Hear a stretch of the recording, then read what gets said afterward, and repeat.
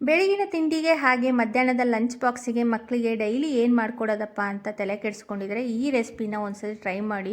ತುಂಬ ರುಚಿಯಾಗಿರುತ್ತೆ, ಹಾಗೆ ಸಿಂಪಲ್ ಕೂಡ ಇದನ್ನು ಮಾಡೋದು. ಹಾಗೆ ಮನೆಯಲ್ಲೇ ಇರುವಂತಹ ಕೆಲವು ಇಂಗ್ರೀಡಿಯೆಂಟ್ಗಳಿಂದ ಈ ರೆಸಿಪಿನ ನೀವು ಮಾಡ್ಕೊಬಿಡ್ಬೋದು. 10 ನಿಮಿಷದಲ್ಲಿ ಮಾಡ್ಬೋದು. ಹಾಗಾದರೆ ಹೇಗೆ ಮಾಡೋದು ಅಂತ ನೋಡೋಣ. ಅದು ಯಾವ ರೆಸಿಪಿ ಮಾಡ್ತಾಯಿದ್ದೀನಿ ಅಂತ ನಿಮಗೆ ಮುಂದೆ ತಿಳಿಸ್ತೀನಿ. ಇವತ್ತು ನಾನು ಮಾಡ್ತಿರುವಂಥ ರೆಸಿಪಿ ಬಂದ್ಬಿಟ್ಟು ಬೆಳ್ಳುಳ್ಳಿ ಖಾರ ರೈಸ್ ಮಾಡ್ತಾಯಿದ್ದೀನಿ. ಹಾಗಾದರೆ ಹೇಗೆ ಮಾಡೋದು ಅಂತ ನೋಡ್ಕೊಂಬರೋಣ ಬನ್ನಿ. ಅದಕ್ಕಿಂತ ಮುಂಚೆ ಇನ್ನೂ ಯಾರೆಲ್ಲ ನನ್ನ ಚಾನಲ್ ಸಬ್ಸ್ಕ್ರೈಬ್ ಮಾಡ್ದಲ್ಲೇ ನೋಡ್ತಾ ಇದ್ದೀರೋ ಸಬ್ಸ್ಕ್ರೈಬ್ ಮಾಡ್ಕೊಂಡು ನೋಡಿ. ಈ ರೆಸಿಪಿ ಇಷ್ಟ ಆಗಿದೆ ಒಂದು ಲೈಕ್ ಕೊಟ್ಟು ನನಗೆ ಸಪೋರ್ಟ್ ಮಾಡಿ.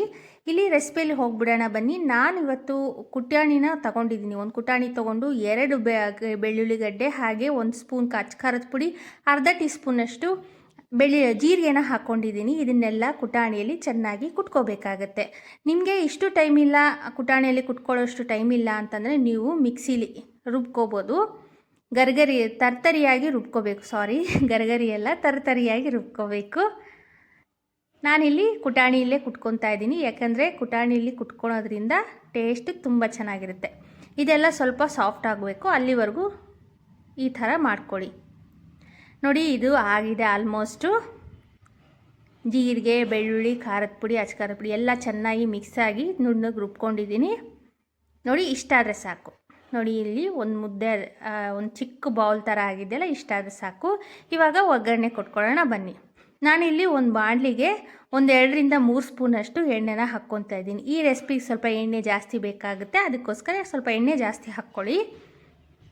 ಎಣ್ಣೆ ಕಾದ್ಮೇಲೆ ಇಲ್ಲಿ 4 ಸ್ಪೂನಷ್ಟು ನಾನು ಶೇಂಗಾ ಬೀಜನ ಹಾಕ್ಕೊತಾ ಇದ್ದೀನಿ.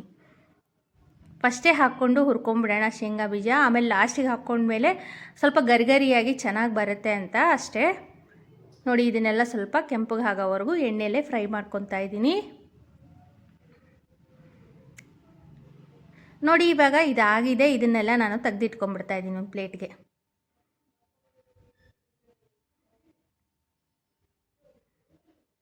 ಎಲ್ಲ ತೆಗೆದಿಟ್ಕೊಂಡ್ಮೇಲೆ ನಾನು ಇದೇ ಎಣ್ಣೆಗೆ ಇವಾಗ ಒಂದು ಅರ್ಧ ಟೀ ಸ್ಪೂನಷ್ಟು ಸಾಸಿವೆನ ಹಾಕ್ಕೊತಾ ಇದ್ದೀನಿ.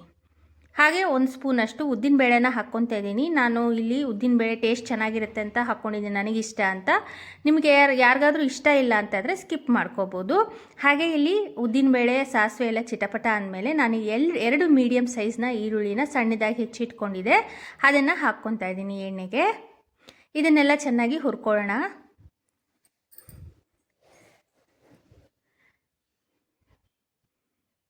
ಈರುಳ್ಳಿ ಎಲ್ಲ ಚೆನ್ನಾಗಿ ಫ್ರೈ ಆದಮೇಲೆ ನಾನಿಲ್ಲಿ 1 ಕಡ್ಡಿಯಷ್ಟು ಕರಿಬೇವು ಸೊಪ್ಪನ್ನ ಹಾಕ್ಕೊತಾ ಇದ್ದೀನಿ. ಇದನ್ನು ಚೆನ್ನಾಗಿ ಹುರ್ಕೊಳ್ಳೋಣ.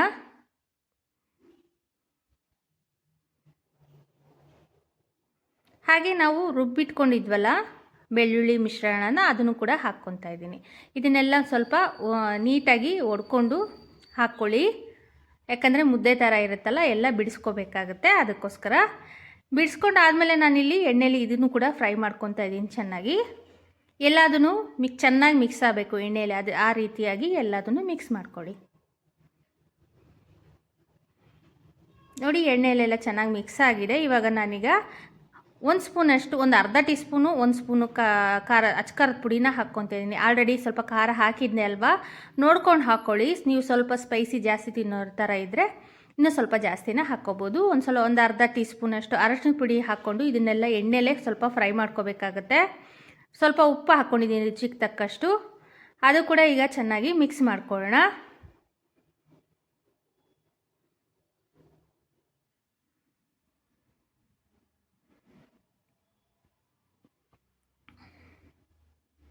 ಇದು ಸ್ವಲ್ಪ ಎಣ್ಣೆಲೇ ಸ್ವಲ್ಪ ಫ್ರೈ ಆಗಲಿ, ಮೀಡಿಯಮ್ ಫ್ಲೇಮಲ್ಲೇ ಇಟ್ಕೊಂಡು ಇದನ್ನು ಬೇಯಿಸ್ಕೋಬೇಕಾಗುತ್ತೆ.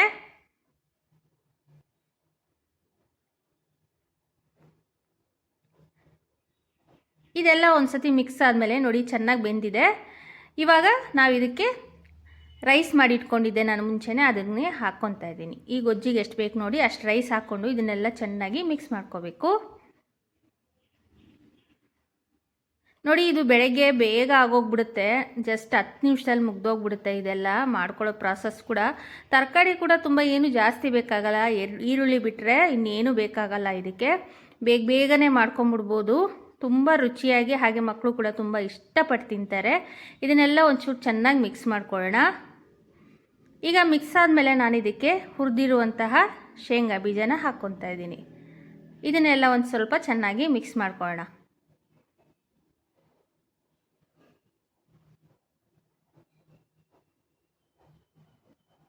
ಇದು ಮಿಕ್ಸ್ ಆದಮೇಲೆ ಇವಾಗ ನಾನು ಇದಕ್ಕೆ ಸ್ವಲ್ಪ ಕೊತ್ತಂಬರಿ ಸೊಪ್ಪು ಕೂಡ ಕಟ್ ಮಾಡಿ ಇಟ್ಕೊಂಡಿದ್ದೆ, ಅದು ಕೂಡ ಮಿಕ್ಸ್ ಮಾಡ್ಕೊತೀನಿ. ಲಾಸ್ಟಿಗೆ ಕೊತ್ತಂಬರಿ ಸೊಪ್ಪು ಉದುರಿಸ್ಕೊಂಡ್ರೆ ಅದು ಟೇಸ್ಟ್ ಚೆನ್ನಾಗಿರುತ್ತಲ್ವ. ಹಾಗಾಗಿ ಕೊತ್ತಂಬರಿ ಸೊಪ್ಪು ಉದುರಿಸ್ಕೊಂಡು ಇದು ನೋಡಿ ಬಿಸಿ ಬಿಸಿಯಾಗಿರುವಂಥ ಬೆಳ್ಳುಳ್ಳಿ ಖಾರ ಅನ್ನ ರೆಡಿಯಾಗಿರುತ್ತೆ. ಒಂದು ಪ್ಲೇಟಿಗೆ ಸರ್ವ್ ಮಾಡಿಕೊಂಡು ತುಂಬ ಇದ್ರ ಜೊತೆಗೆ ಸೌತೆಕಾಯಿನೋ ಏನೋ ನಿಮ್ಗೆ ಇಷ್ಟಪಟ್ಟಿದ್ದು ಯಾವುದಾದ್ರು ಪಕ್ಕದಲ್ಲಿ ತರಕಾರಿ ಇಟ್ಕೊಂಡು ತಿಂತಾಯಿದ್ರೆ ತಿಂತಾನೇ ಇರಬೇಕು ಅನಿಸುತ್ತೆ. ಹಾಗಾಗಿ ಇದನ್ನೊಂದು ಸತಿ ಟ್ರೈ ಮಾಡಿ ನೋಡಿ ಹೇಗೆ ಬಂದಿದೆ ಅಂತಲೂ ನನಗೆ ಕಮೆಂಟ್ ಬಾಕ್ಸಲ್ಲಿ ಕಮೆಂಟ್ ಮಾಡಿ ತಿಳಿಸಿ. ಇನ್ನೂ ಯಾರೆಲ್ಲ ನನ್ನ ಚಾನಲ್ ಸಬ್ಸ್ಕ್ರೈಬ್ ಮಾಡದೆ ನೋಡ್ತಾ ಇದ್ದಾರೆ ಸಬ್ಸ್ಕ್ರೈಬ್ ಮಾಡ್ಕೊಂಡು ನೋಡಿ ಅಂತ ಹೇಳ್ತಾ ಈ ವಿಡಿಯೋ ಇಷ್ಟ ಆಗಿದೆ ಒಂದು ಲೈಕ್ ಕೊಟ್ಟು ನನ್ನ ಚಾನಲ್ನ ಸಬ್ಸ್ಕ್ರೈಬ್ ಮಾಡ್ಕೊಳ್ಳಿ. Thanks for watching. ಬಾಯ್.